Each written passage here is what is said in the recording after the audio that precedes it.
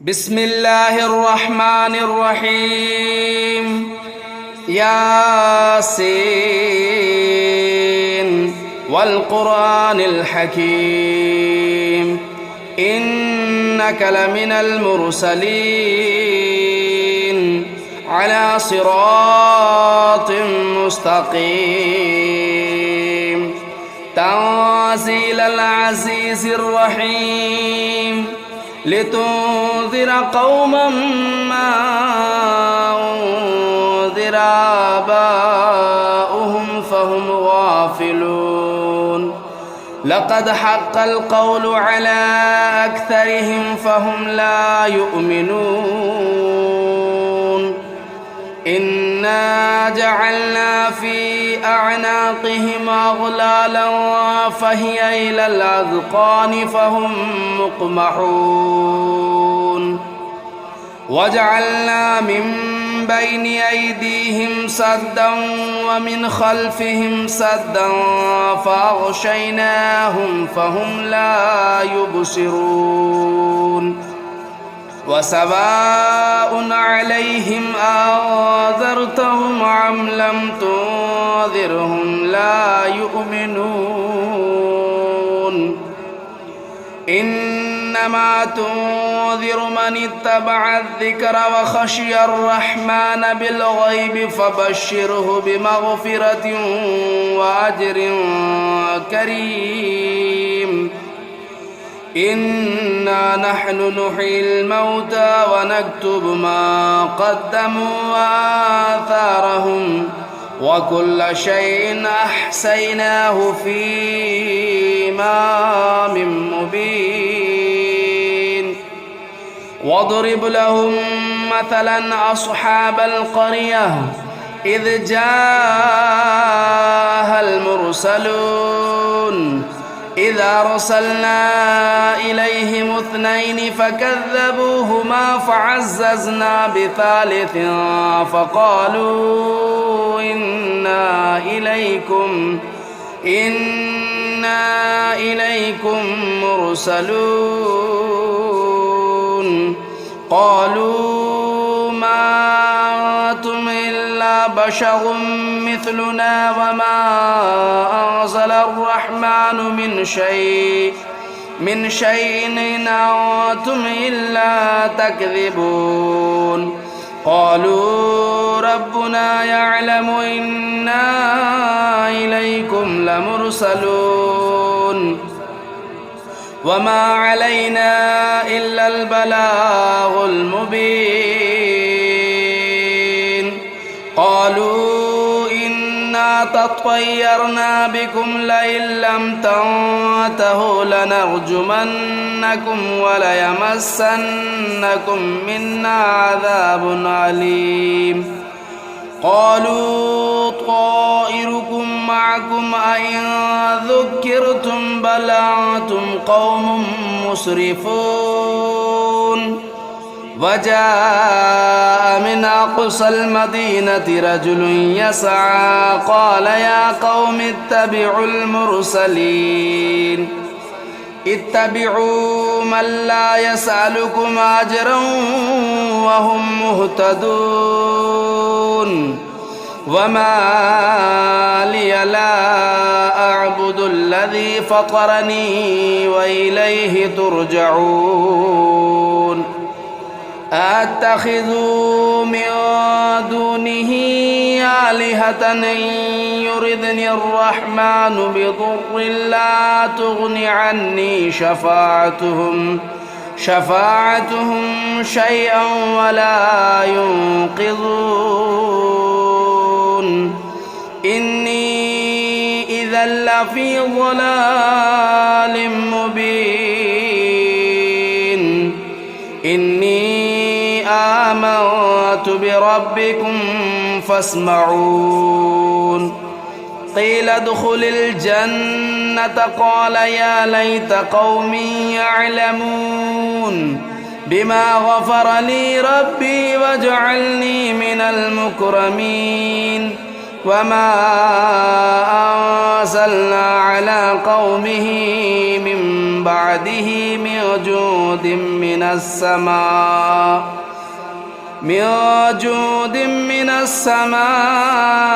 وما كنا منزلين إن كانت إلا صيحة واحدة فإذا هم خامدون يا حسرة على العباد ما يأتيهم من رسول إلا كانوا به يستهزئون ألم يروا كم أهلكنا قبلهم من القرون أنهم إليهم لا يرجعون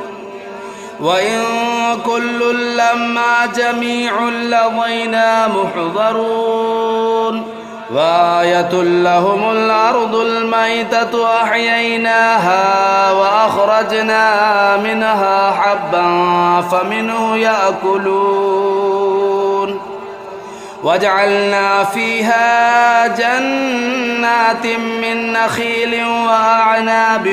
وفجرنا فيها من العيون ليأكلوا من ثمره وما عملته أيديهم أفلا يشكرون سبحان الذي خلق الأزواج كلها مما تنبت الأرض ومن أنفسهم ومما لا يعلمون وآية لهم الليل نسلخ منه النهار فإذا هم مظلمون والشمس تجري لمستقر لها ذلك تقدير العزيز العليم والقمر قدرناه منازل حتى عاد كالعرجون القديم لا الشمس ينبغي لها أن تدرك القمر ولا الليل سابق النهار وكل في فلك يسبحون وآية لهم أنا حملنا ذريتهم في الفلك المشحون وخلقنا لهم من مثله ما يركبون وإن نشأ نغرقهم فلا صريخ لهم ولا هم ينقذون إلا رحمة منا ومتاعا إلى حين وإذا قيل لهم اتقوا ما بين أيديكم وما خلفكم لعلكم ترحمون وما تأتيهم من آية من آيات ربهم إلا كانوا عنها معرضين وإذا قيل لهم أنفقوا مما رزقكم الله قال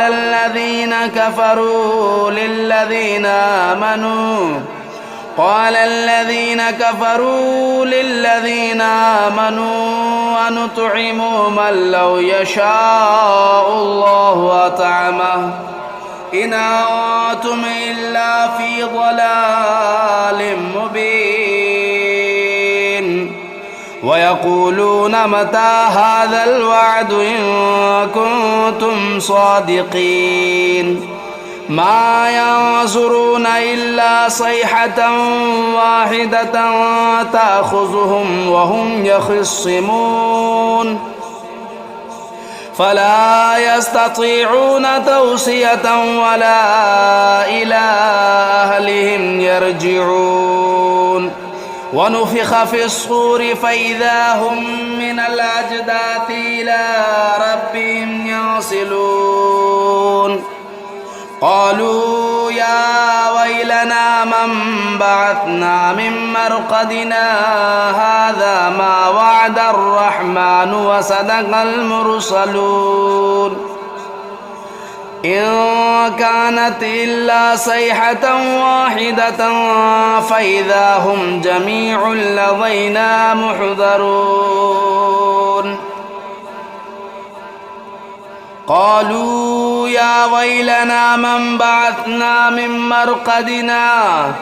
هذا ما وعد الرحمن وصدق المرسلون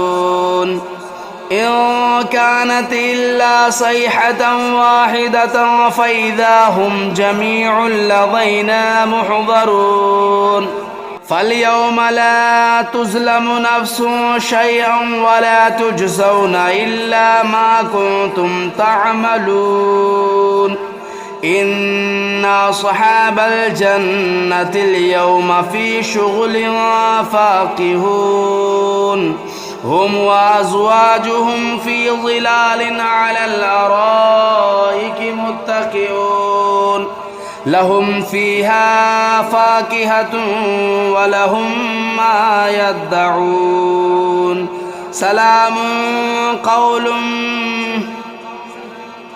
سلام قولا من رب رحيم وامتازوا اليوم أيها المجرمون ألم أعهد إليكم يا بني آدم ألا تعبدوا الشيطان إنه لكم عدو مبين وأن اعبدوني هذا صراط مستقيم ولقد أضل منكم جبلا كثيرا أفلم تكونوا تعقلون هذه جهنم التي كنتم توعدون اصلوها اليوم بما كنتم تكفرون اليوم نختم على أفواههم وتكلمنا أيديهم وتشهد أرجلهم بما كانوا يكسبون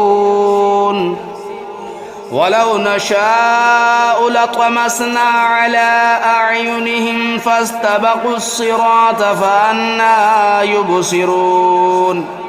ولو نشاء لمسخناهم على مكانتهم فما استطاعوا مضيا ولا يرجعون ومن نعمره ننكسه في الخلق أفلا يعقلون وما علمناه الشعر وما ينبغي له إن هو إلا ذكر وقرآن مبين لينذر من كان حيا ويحق القول على الكافرين أولم يروا أنا خلقنا لهم مما عملت أيدينا أنعاما فهم لا مالكون وذللناها لهم فمنها ركوبهم ومنها يأكلون ولهم فيها منافع ومشارب أفلا يشكرون واتخذوا من دون الله آلهة لعلهم ينصرون لا يستطيعون نصرهم وهم لهم جند محضرون فلا يحزنك قولهم إنا نعلم ما يسرون وما يعلنون أولم ير الإنسان أنا خلقناه من نطفة فإذا هو خصيم مبين وضرب لنا مثلا ونسي خلقه قال من يحيي العظام وهي رميم قل يحييها الذي أنشأها أول مرة وهو بكل خلق عليم الذي جعل لكم من الشجر الأخضر نارا فإذا أنتم منه توقدون أوليس الذي خلق السماوات والأرض بقادر على أن يخلق مثلهم بلى وهو الخلاق العليم إنما أمره إذا أراد شيئا أن يقول له كن فيكون فسبحان الذي بيده ملكوت كل شيء وإليه ترجعون. بسم الله الرحمن الرحيم. الرحمن علم القرآن خلق الإنسان علمه البيان. الشمس والقمر بحسبان والنجم والشجر يسجدان والسماء رفعها ووضع الميزان ألا تطغوا في الميزان وأقيموا الوزن بالقسط ولا تخسروا الميزان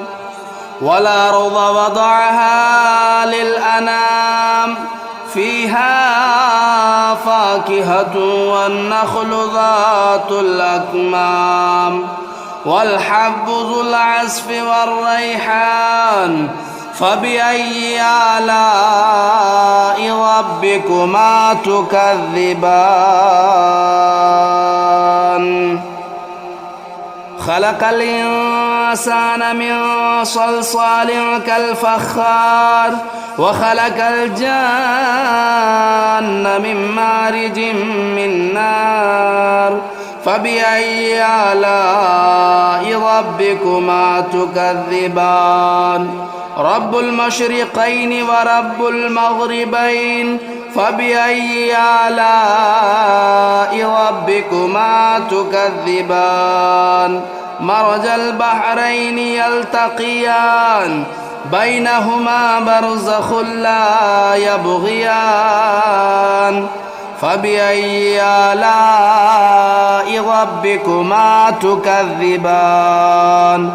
يخرج منهما اللؤلؤ والمرجان فبأي آلاء ربكما تكذبان. وله الجوار المنشآت في البحر كالأعلام فبأي آلاء ربكما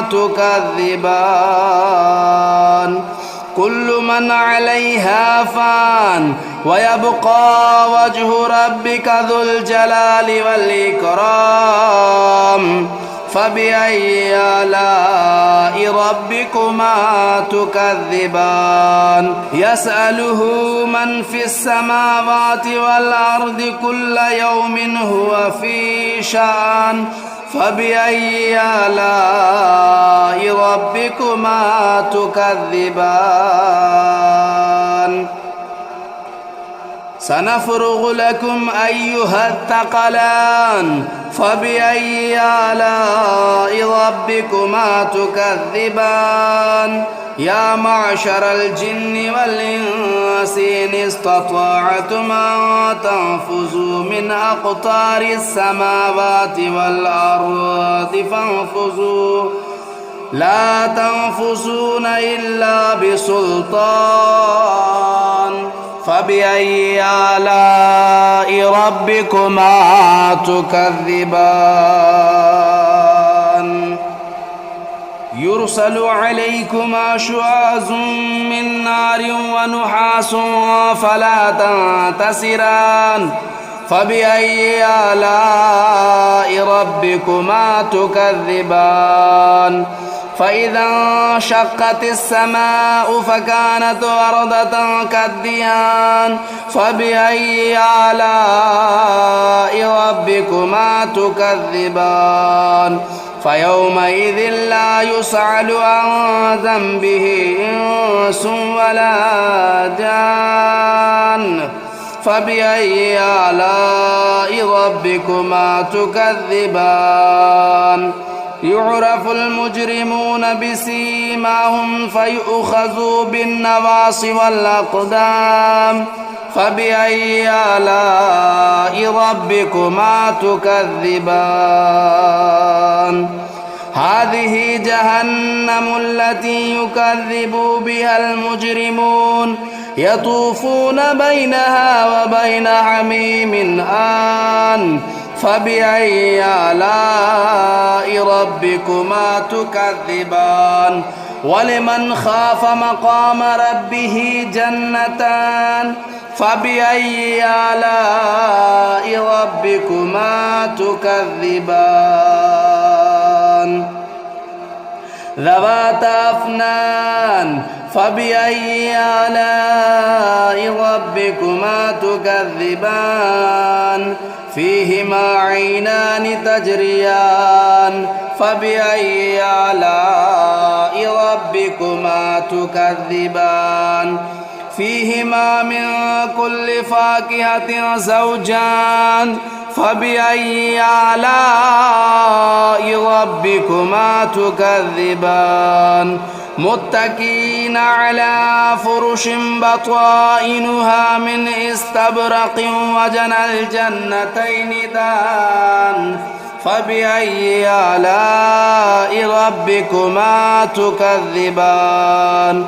فيهن قاصرات الطرف لم يطمثهن إنس قبلهم ولا جان فبأي آلاء ربكما تكذبان كأنهن الياقوت والمرجان فبأي آلاء ربكما تكذبان هل جزاء الإحسان إلا الإحسان فبأي آلاء ربكما تكذبان ومن دونهما جنتان فبأي آلاء ربكما تكذبان مدهامتان فبأي آلاء ربكما تكذبان فيهما عينان نداختان فبأي آلاء ربكما تكذبان فيهما فاكهة والنخل والرمان فبأي آلاء ربكما تكذبان فيهن خيرات حسان فبأي آلاء ربكما تكذبان حور مقصورات في الخيام فبأي آلاء ربكما تكذبان لم يطمثهن إنس قبلهم ولا جان فبأي آلاء ربكما تكذبان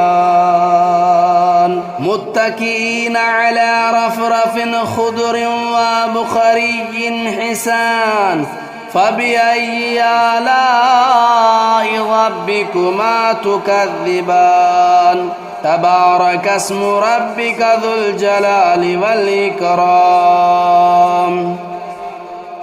بسم الله الرحمن الرحيم تبارك الذي بيده الملك وهو على كل شيء قدير الذي خلق الموت والحياة ليبلوكم أيكم أحسن عملا وهو العزيز الغفور الذي خلق 7 سماوات طباقا ما ترى في خلق الرحمن من تفاؤت فارجع البصر هل ترى من فطور ثم ارجع البصر كرتين ينقلب إليك البصر خاسئا وهو حسير ولقد زينا السماء الدنيا بمصابيح وجعلناها رجوما للشياطين وأعتدنا لهم عذاب السعير وللذين كفروا بربهم عذاب جهنم وبئس المصير إذا ألقوا فيها سمعوا لها شهيقا وهي تفور تكاد تميز من الغيظ كلما ألقي فيها فوج سألهم خزنتها ألم يأتكم نذير قالوا بلى قد جاءنا نذير فكذبنا وقلنا ما نزل الله من شيء إن أنتم إلا في ضلال كبير وقالوا لو كنا نسمع أو نعقل ما كنا في أصحاب السعير فاعترفوا بذنبهم فسحقا لأصحاب السعير إن الذين يخشون ربهم بالغيب لهم مغفرة وأجر كبير وأسروا قولكم أو اجهروا به إنه عليم بذات الصدور ألا يعلم من خلق وهو اللطيف الخبير هو الذي جعل لكم الأرض ذلولا فامشوا في مناكبها وكلوا من رزقه وإليه النشور أأمنتم من في السماء أن يخسف بكم الأرض فإذا هي تمور أم أمنتم من في السماء أن يرسل عليكم حاصبا فستعلمون كيف نذير ولقد كذب الذين من قبلهم فكيف كان نكير أولم يروا إلى الطير فوقهم صافات ويقبضن ما يمسكهن إلا الرحمن إنه بكل شيء بصير أمن هذا الذي هو جند لكم ينصركم من دون الرحمن إن الكافرون إلا في غرور أمن هذا الذي يرزقكم إن أمسك رزقه بل لجوا في عتو ونفور أفمن يمشي مكبا على وجهه أهدى أمن يمشي سويا على صراط مستقيم قل هو الذي أنشأكم وجعل لكم السمع والأبصار والأفئدة قليلا ما تشكرون قل هو الذي ذرأكم في الأرض وإليه تهشرون ويقولون متى هذا الوعد إن كنتم صادقين قل إنما العلم عند الله وإنما أنا نذير مبين فلما رأوه زلفة سيئت وجوه الذين كفروا وقيل هذا الذي كنتم به تدعون قل أرأيتم إن أهلكني الله ومن معي أو رحمنا فمن يجير الكافرين من عذاب أليم قل هو الرحمن آمنا به وعليه توكلنا فستعلمون من هو في ضلال مبين قل أرأيتم إن أصبح ماؤكم غورا فمن يأتيكم بماء معين